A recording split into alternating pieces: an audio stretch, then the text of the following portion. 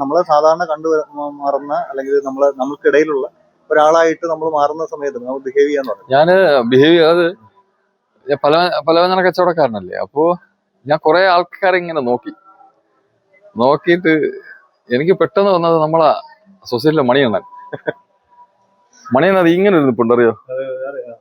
ഇങ്ങനെ ഒരു സാധനമുണ്ട്. അപ്പൊ അത് ഞാൻ വിട്ടിട്ട് ഞാൻ പിന്നെ ഇവിടെ ഒരു മുണ്ടുണ്ട്, ഈ മുണ്ട് ഇങ്ങനെ ഒരു സാധനം പിടിച്ചു. ഇത് ഞാൻ പിന്നെ വിട്ടിട്ടേയില്ല. ഞാൻ പിന്നെ ഇത് എപ്പോഴെങ്കിലും വിട്ടു പോവോന്ന് പേടിച്ച് ഞാൻ ആരോട് സംസാരിച്ചാലും ഷൂട്ടില്ലെങ്കിൽ പോലും ഞാൻ ഇങ്ങനെ നടക്കുള്ളൂ.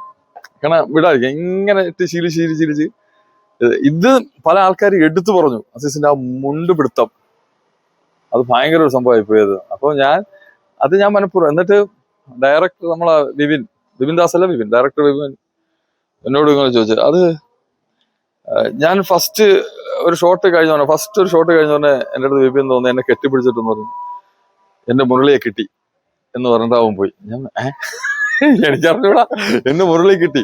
പക്ഷെ ആ ക്യാരക്ടറിന് വേണ്ടി ഞാൻ സത്യം പറഞ്ഞ ഒരുപാട് ഞാൻ നമ്മളെ മേക്കപ്പിൽ സുധിയെ വിളിച്ചിട്ട് ഞാൻ അവനോട് ചോദിക്കടാ നമുക്ക് എങ്ങനെ പിടിക്കാം.